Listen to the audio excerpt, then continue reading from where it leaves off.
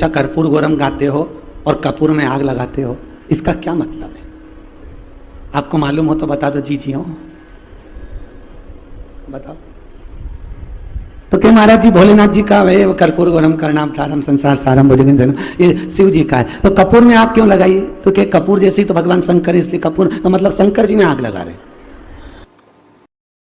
हर हर महादेव, श्री शिवाय, नमस्तुभ्यम। दोस्तों मित्रों, आज की कथा में पूज्य पंडित प्रदीप मिश्रा जी ने कपूर का विशेष उपाय बताया है। कपूर का टुकड़ा किस समय जलाने से हमें हमारे कष्टों से छुटकारा मिल जाता है। तो आइए देखते हैं और उपाय को अवश्य करें। हर हर महादेव, श्री शिवाय, नमस्तुभ्यम। हर हर महादेव, श्री शिवाय, नमस्तुभ्यम। अच्छा कर्पूर गौरम गाते हो और कपूर में आग लगाते हो, इसका क्या मतलब है? आपको मालूम हो तो बता दो। जी जी हो, आज की कथा में बताओ।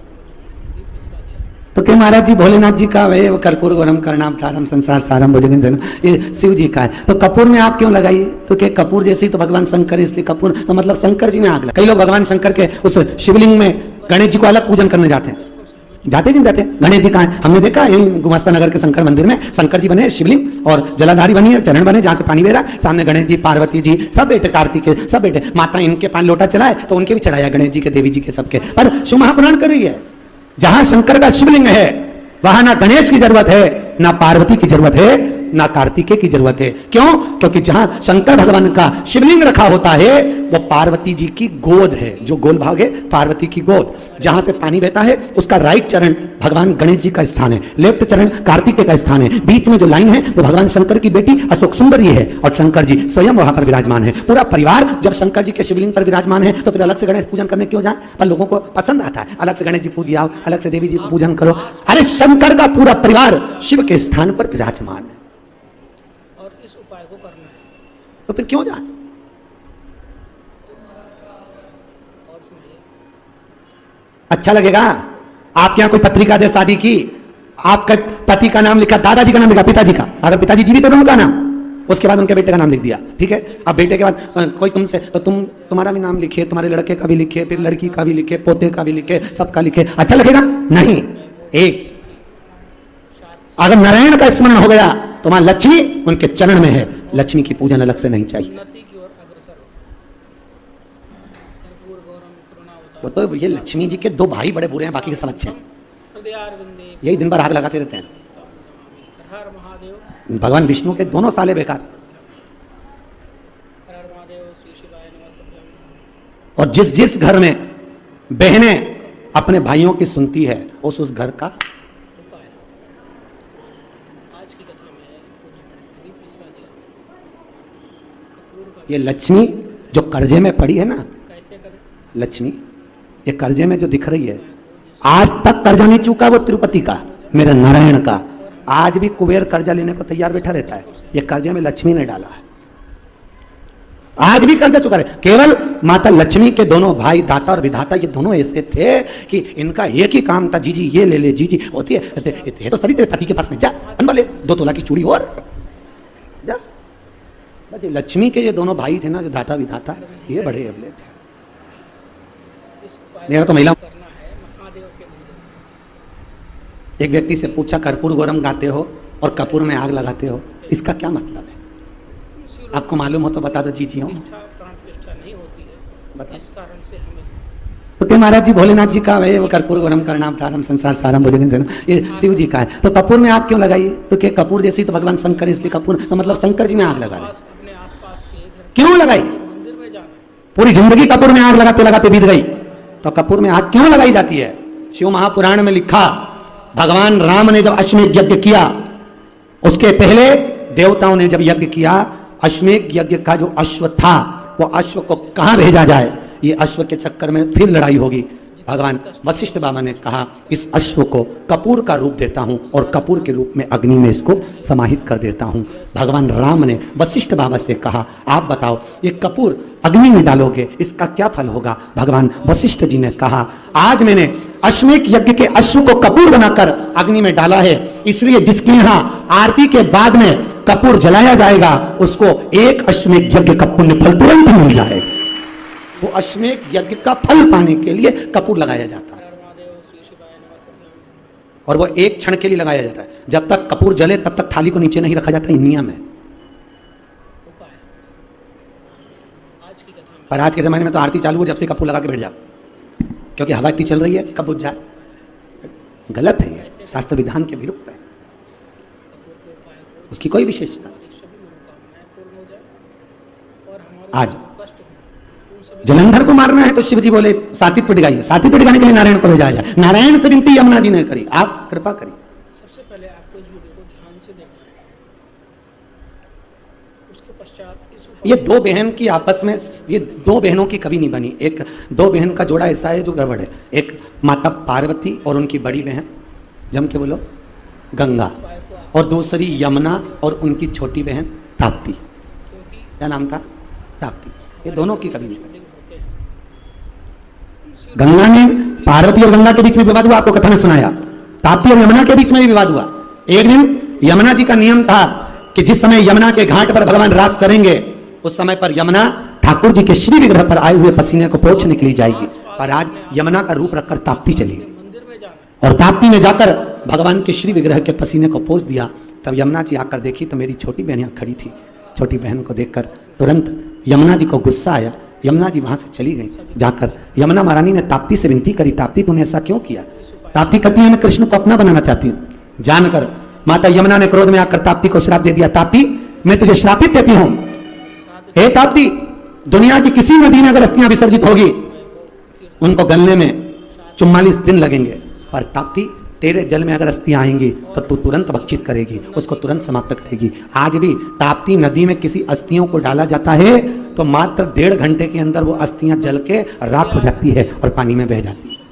ताप्ती नदी। हर महादेव और आज के जमाने में जितना जितना जितना जितना जितना जितना डूबो, श्री शिवाय क्यों? पहले के जमाने में वास्तु नहीं होता था दोष, पहले के जमाने में पितृदोष नहीं होता था। क्यों? क्योंकि घर की मां घर के परिंदे में से, मटके में से लोटा भरती थी और घर का रसोई घर के बीच होता था। पूरे घर में परिंदा पितरों का स्थान होता था।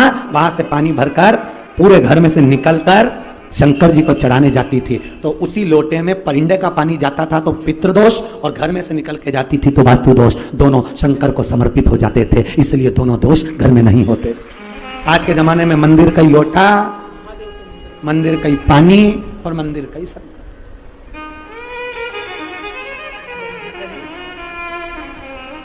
और एक बात मुझे अच्छी लगी, अभी हम लोग गए थे सुजानपुर कथा करने पंजाब में। पंजाब में लोग मंदिर में कोई नल लगवाया ही नहीं और ना मंदिर में कोई टंकी भर के रखी। पंजाब में लोग घर से भले 2 किलोमीटर मंदिर हो, दूध की जो डोलची होती है उसमें पानी भर के ले जाते इतना फल नहीं और डोलची में भर के ले गए और वो चढ़ा के आते। आशा अपन गए थे, कौन सा शिवलिंग है वो जहाँ शंकर पार्वती दोनों मिलते हैं शिवरात्रि पे? आसपास अपने आसपास के घर के आसपास के मंदिर डोलेश्वर महादेव। एक डोलेश्वर महादेव गए थे दर्शन करने के लिए। वहां एक शंकर जी का शिवलिंग है, एक पार्वती का शिवलिंग है, दोनों इतनी दूर पर है। पर शिवरात्रि के दिन वो दोनों शिवलिंग आपस में, पत्थर के बड़े बड़े, वो आपस में दोनों मिल जाते हैं शिवरात्रि के दिन। हजारों लाखों जनता वहां दर्शन करने जाती है। वहां गए थे तो वो डोलची में पानी लेकर, जल लेकर। जितने भी कष्ट हैं उन सभी कष्टों से छुटकारा मिल जाएगा। प्रयास करो, साथ ही साथ एक नियम आप भी चालू करो कि मैं अपने घर से थोड़ा सा पानी लेके भगवान शिव को चढ़ाऊं। तुम्हें बाथरूम बदलने की जरूरत नहीं पड़ेगी, बेडरूम बदलने की जरूरत नहीं पड़ेगी, तुम्हें किसी वास्तुशास्त्री को बनाने की जरूरत नहीं पड़ेगी और ना किसी पितरों की पूजन कराने की जरूरत पड़ेगी। आप अगर नियम बना लो कि घर के परिंदे से पानी भरना है और घर में से ले जाकर भगवान शंकर को चढ़ाना है, घर के शंकर को नहीं, बाहर शिव, उसका फल मिलेगा और अधिकता में फल प्राप्त होगा, अधिकता में उसका फल। भगवान आपने मुझ में, आपका चढ़ा हुआ जल वृंदा बोल रही है तुलसी मेरे में नहीं आएगा भगवान। और वृंदा ने कहा भोलेनाथ नारायण के कहने पर आपकी उपासना करी थी, इसलिए एक दिन ये तुलसी का दल आपके चरणों को समर्पित होगा। आपको मैंने श्रापित तो कर दिया और मेरी मुक्ति आप पर चढ़कर होगी। एक दिन आप मुझे स्वीकार करें। बैकुंठ चतुर्दशी का दिन एक दिन होता है जिस दिन रात्रि को 12 बजे से लेकर सुबह 4 बजे तक भगवान शंकर पर तुलसी चढ़ती है और ठाकुर जी को बेलपत्र चढ़ती है। और वो बेलपत्र और तुलसी का इतना महत्व है, दोनों को उठा लो, शहद की शीशी में रख लो, जो बच्चे पढ़ने में कमजोर हो, जो बच्चे मानसिक विकलांग हो, पढ़ते नहीं हो, याद नहीं रहता हो, उन बच्चों को चटाना चालू करो। 1.5 महीने में बच्चा विद्वान हो जाता है।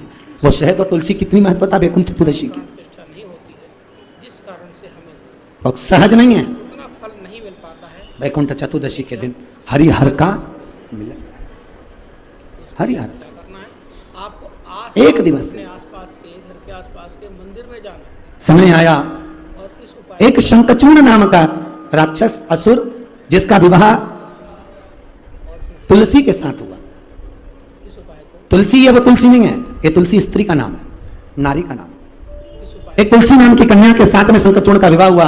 पर तुलसी भी सात्वित्ववान थी, धर्मात्मा थी, पुण्यवान थी। इसका नियम था, भगवान नारायण के चरणों में प्रतिदिन हल्दी और कुंकू चढ़ाती थी। भगवान नारायण के सीधे चरण में हल्दी और उल्टे चरण में कुंकू चढ़ाती थी। कुंकू मतलब रोली, और हमारे जीवन उन्नति की ओर दोनों चढ़ाती। आज भी नियम है, 9वीं तिथि के दिन अगर भगवान नारायण के चरणों में हल्दी और कुंकू दोनों चीजें चढ़ाई जाए तो नारी कभी विधवा होकर नहीं मरती। आज भी नियम है इसका, ये विष्णु पुराण में लिखा हुआ है। विष्णु पुराण के अगर चौथे खंड को आप पढ़ोगे तो उसमें स्पष्ट लिखा, आज भी लिखा है। अखंडता को पाने के लिए भगवान नारायण के सीधे चरण में हल्दी और उल्टे चरण में रोली चढ़ाई जाती, कुंकू। तो इसका नियम था, सात्वित्ववान थी, धर्मात्मा थी। पर एक दिन इसने क्या करा कि भगवान नारायण के चरण को जब पूजन करने के लिए गई, पूजन करते समय भगवान की प्रतिमा को इसने नीचे धक्के देकर गिर गया। प्रतिमा जैसी गिरी, प्रतिमा के 2 टुकड़े हो गए। आज नारायण रुष्ट हो गए। नारायण रुष्ट हुए तो नारायण ने रुष्टित होकर उसी समय पर इसको श्रापित किया। क्या करना है उसके लिए? भगवान शिव ने जाना कि नारायण ने श्राप तो दे दिया है, इसका निर्वहन कैसे हो। भगवान शिव ने जानकर शंखचूर्ण ने उपद्रव मचाया, इसके सात्वित्व को फिर नारायण ने भ्रष्ट किया और नष्ट कर कर शंखचूर्ण का वध भगवान शिव ने करा। शंखचूर्ण का जब वध करा तो तुलसी ने भगवान नारायण को पत्थर होने का श्राप दिया और खुद जल की तरंग के रूप में बही, और वही जल की तरंग गंडकी नदी के रूप में प्रवाहित हो गई। कौन सी नदी?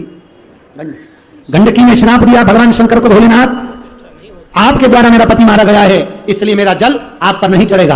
आज भी अगर आप नेपाल में जाएंगे, पशुपतिनाथ का अभिषेक करेंगे, तो पशुपतिनाथ के मंदिर वाले आपसे पूछेंगे, पंडित पूछेंगे ये जल कहाँ का है। आपने बोला नेपाल का जल है, नहीं चढ़ाने देंगे, क्योंकि नेपाल के पास में गंडकी नदी बहती है, वही नदी का जल नेपाल में आता है। तो नेपाल में नेपाल की नदी का पानी नहीं चढ़ता। आप कहेंगे हम इंडिया से जल लेकर आए हैं, हमारे यहाँ से लाए हैं, तो वो जल शिव जी को चढ़ाने देंगे, और गंडकी नदी का जल शंकर को नहीं चढ़ता।